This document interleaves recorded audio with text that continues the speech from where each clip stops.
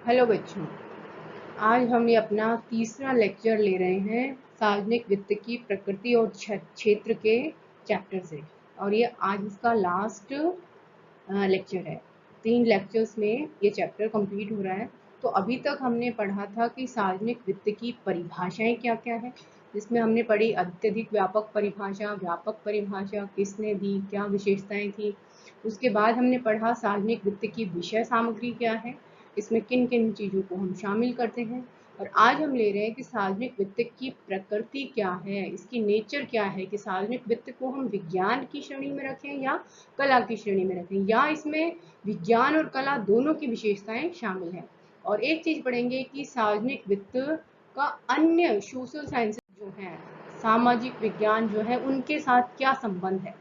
तो आज के इस लेक्चर में हम पढ़ेंगे कि सार्वजनिक वित्त को हम विज्ञान की श्रेणी में रखें, और रखें तो क्यों रखें, या सार्वजनिक वित्त को कला की श्रेणी में रखें तो कला की श्रेणी में क्यों रखें, या इसको इन दोनों की श्रेणी में रखें हम। और लास्ट में हम पढ़ेंगे कि राजस्व का अन्य सामाजिक विज्ञानों के साथ क्या संबंध है। सबसे पहले हम लेते हैं कि सार्वजनिक वित्त को विज्ञान की श्रेणी में रखें तो क्यों रखें। तो प्रोफेसर प्लेहन ने इसका समर्थन किया। उन्होंने कहा कि सार्वजनिक वित्त को विज्ञान की श्रेणी में रखा जाए, और इसके पीछे उन्होंने कुछ तर्क भी दिए।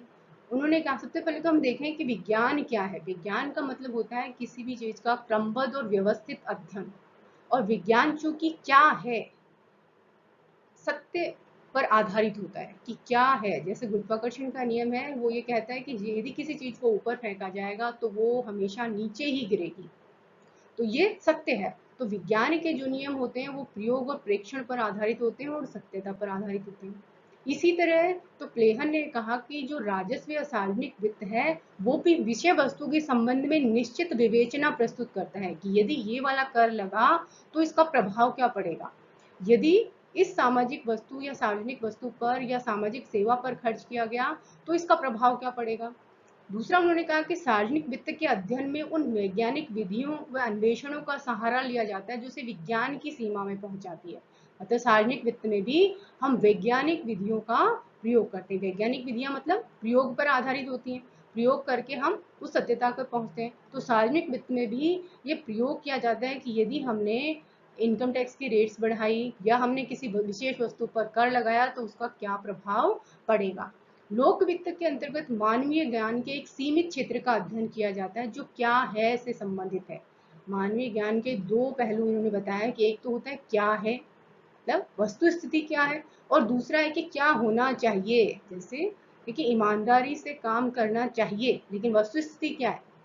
तो ये दोनों अलग अलग चीजें हैं। तो लोकवित्त कहता है कि ये मानवीय ज्ञान का, प्रोफेसर प्लेहन कहते हैं कि लोकवित्त जो है मानवीय ज्ञान के केवल एक पहलू का अध्ययन करता है कि क्या है।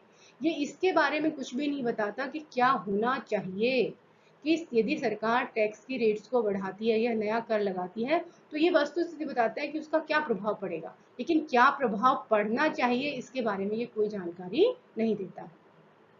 अगला ये कहते हैं कि सार्वजनिक अर्थशास्त्र या पब्लिक इकोनॉमिक्स में तथ्यों और सिद्धांतों का नियमित क्रमबद्ध संग्रह किया जाता है।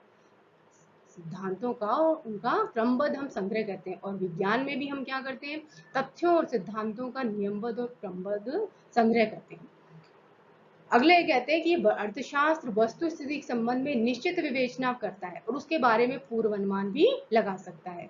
निश्चित विवेचना ये कहता है कि यदि ये टैक्स हमने लगाया, कोई एक निश्चित टैक्स हमने लगाया तो उसका क्या प्रभाव पड़ेगा, और उसका फोरकास्टिंग कर सकते हैं कि भविष्य में उसका क्या प्रभाव पड़ने वाला है।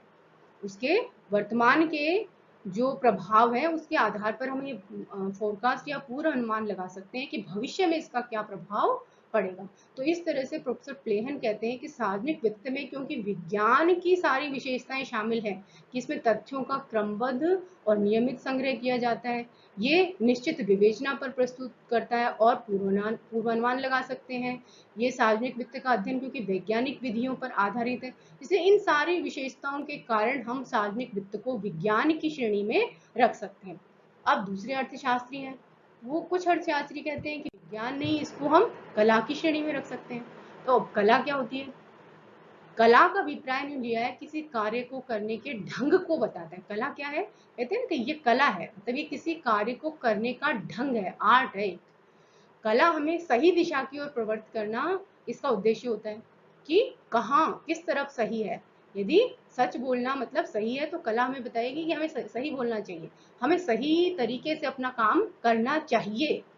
करते क्या है वो कोई मैटर नहीं करता, लेकिन क्या करना चाहिए कला हमें ये बताती है कि आदर्श स्थिति कैसे प्राप्त कर सकते हैं। तो कला हमें आदर्श स्थिति के बारे में बताती है। अब राजस्व को कला कैसे मान सकते हैं, तो अर्थशास्त्री कहते हैं कि राजस्व में कला का पक्ष उस समय दिखाई देता है जब यह इस बात को बताती है कि अधिकतम सामाजिक लाभ किस प्रकार प्राप्त किया जा सकता है। सार्वजनिक वित्त का एक महत्वपूर्ण सिद्धांत है अधिकतम सामाजिक लाभ का सिद्धांत। अधिकतम सामाजिक लाभ का सिद्धांत ये कहता है कि सरकार को कर इस प्रकार से लगाने चाहिए कि उनसे होने वाला सीमांत त्याग सार्वजनिक व्यय से प्राप्त होने वाले सामाजिक लाभ के बराबर हो जाए। कि कर के कारण व्यक्ति को जितना त्याग करना पड़ा, जब सरकार सार्वजनिक सेवाओं पर व्यय करे तो उससे जो लाभ मिले वो दोनों बराबर हो जाए। जब ये दोनों बराबर हो जाएंगे उस समय अधिकतम सामाजिक लाभ होगा, क्योंकि प्रत्येक सरकार का उद्देश्य क्या है, समाज का अधिक से अधिक लाभ प्राप्त करना। तो सार्वजनिक आय को प्राप्त करने के लिए सरकार टैक्स लगाती है, कर लगाती है, तो व्यक्तियों को कष्ट होता है, मतलब उनको त्याग करना पड़ता है, सेक्रीफाइस करना पड़ता है, क्योंकि उनकी आय का कुछ हिस्सा सरकार के पास चला जाता है जो वो उपभोग पर खर्च कर सकते थे। पर जब सरकार सार्वजनिक सेवाओं पर व्यय करती है, जैसे शिक्षा, स्वास्थ्य, चिकित्सा, परिवहन, बीमा, बैंकिंग, संचार, इन पर खर्च करती है तो समाज को लाभ होता है। तो कहते हैं कि जहां पर अधिकतम सामाजिक लाभ का सिद्धांत क्या कहता है कि जहां पर करों से होने वाला त्याग, सीमांत त्याग या मार्जिनल सेक्रीफाइस, जहां पर सार्वजनिक व्यय से प्राप्त होने वाले सीमांत लाभ के बराबर हो जाता है, उस स्थिति में समाज को अधिकतम लाभ होता है। तो आदर्श क्या कहता है कि सरकार को इसी तरह कर लगाने चाहिए और इसी प्रकार सार्वजनिक व्यय करना चाहिए जिससे समाज को अधिकतम लाभ प्राप्त हो। तो इसलिए कहते हैं कि क्योंकि कला क्या बताती है, हमें आदर्श स्थिति को बताती है कि ऐसा करना चाहिए, सरकार को ऐसे कर लगाने चाहिए, सरकार को ऐसे सार्वजनिक व्यय करना चाहिए जिससे समाज को अधिकतम लाभ हो। तो ये कहते हैं कि इसलिए जब हम अधिकतम सामाजिक लाभ की बात करते हैं तो हम कहते हैं कि पब्लिक फाइनेंस जो है, राजस्व या सार्वजनिक वित्त क्या है, एक कला है जिसमें हम अधिकतम सामाजिक लाभ को प्राप्त करने की कोशिश करते हैं। तो इस तरह से हमने देखा कि कुछ कहते हैं कि विज्ञान है, कुछ कहते हैं कि कला है, और दोनों अपने अपने तर्क प्रस्तुत करते हैं। अब कुछ अर्थशास्त्री कहते हैं कि क्योंकि इसमें विज्ञान की भी विशेषताएं हैं और कला की भी विशेषताएं हैं। विज्ञान की विशेषताएं क्या है कि इसमें तथ्यों का नियमित एवं क्रमबद्ध संग्रह करते हैं, वैज्ञानिक विधियों का इसमें प्रयोग करते हैं और निश्चित अनुमान लगाकर उसकी सहायता से हम फोरकास्टिंग भी कर सकते हैं, इसलिए ये विज्ञान की श्रेणी में इसको रखा जाना चाहिए।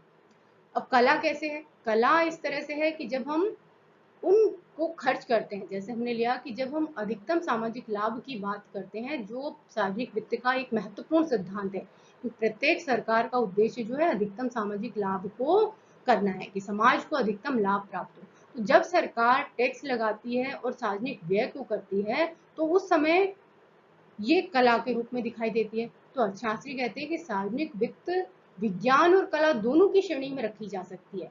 ये विज्ञान के रूप में तब सामने आता है जब वह साधनों का क्रमबद्ध ढंग से संग्रह करता है, और कला के रूप में तब आता है जब वह एकत्रित साधनों के क्रियान्वयन का चित्र प्रस्तुत करता है कि उन एकत्रित साधनों को किस तरह से हम खर्च करें या उनका किस तरह से उपयोग करें कि समाज को अधिकतम लाभ प्राप्त हो। तो इस तरह से हमने ये देखा कि सार्वजनिक वित्त में विज्ञान की विशेषताएं भी हैं, कला की विशेषताएं भी हैं, और इसलिए इसको विज्ञान और कला, अर्थशास्त्री कहते हैं कि इसको हम विज्ञान और कला दोनों की श्रेणी में रख सकते हैं क्योंकि इसमें विज्ञान की भी विशेषताएं हैं और कला की भी विशेषताएं हैं। अब हम देखते हैं कि सार्वजनिक वित्त का अन्य सामाजिक विज्ञानों के साथ क्या संबंध है। तो इसमें हमने 4 चीजें ली हैं। सबसे पहला हम लेते हैं कि सार्वजनिक वित्त का राजनीति शास्त्र के साथ क्या संबंध है, पॉलिटिकल साइंस के साथ इसका क्या संबंध है। तो सार्वजनिक वित्त का राजनीति के साथ या राजनीतिक नियमों के साथ बहुत गहरा संबंध है।